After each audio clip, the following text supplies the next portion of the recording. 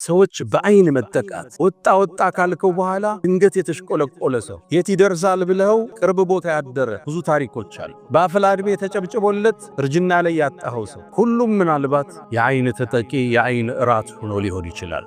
አይን አላሉ ነቢዩ ዓለይሂ ሰላቱ ወሰላም። ሌላው ጃብር ብኑ ዓብድላህ ባስተላለፉት ሐዲስ ላይ ከኔ ኡመት እኮ አብዛኛው ሰው የሚሞተው በአይን ነው አሉ። ልብ ብላችኋል? ምናልባት የሞተው በመኪና አደጋ ሊሆን ይችላል። ጸጥ ብሎ ነው ልትለው ትችላለህ። ተኝቶ የአይን እራት ሆኖ ሊሆን ይችላል። ራሱን አልጠበቀም። በቁርአኑ በሐዲስ በአዝካረ ሰባህ በልመሳው ሶላቱን በቋሚነት አይሰግድም። ታዲያ እንዴት አይጋለጥ ይሰው? ከኔ ኡማ አብዛኛው ሰው የሚጠፋው በአይን ነው ብለዋል ነቢዩ ዓለይሂ ሰላቱ ወሰላም። አይን ሐቅ አልዓይን ይላሉ በሌላ ሐዲሳቸው።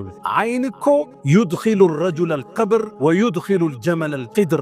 አይን እውነት ነው አሉ። ሰውየውን ቀብር ሊያወርደው ይችላል ይሞትና፣ ግመሏም ደግሞ ሙታ ታርዳ መብሳያዋ አንተን ውስጥ ልትገባ ትችላለች። አይን ሐቅ። ተዘናክተናል። ጥበቃው የለም። ልጆቻችን ሚዲያ ላይ ናቸው። ሰርጋችን ሚዲያ ላይ ነው። ግላዊ ህይወታችን ለአደባባይ ለቀነዋል። ያ ትዳር እንዴት ብሎ ያምሽ? ያ ልጅ እንዴት ብሎ ይደግ? ያ የተጀመረ ስኬት እንዴት ለፍሬ ይብቃ? መንገድ ላይ ሲቀጭ ፕሮጀክቶች ሲስተጓጎሉ፣ ልጆች መንገድ ላይ ሲሰናከሉ፣ ትዳር ድንገት ሲበተን ታያለ። በሽታው አይን ይባላል።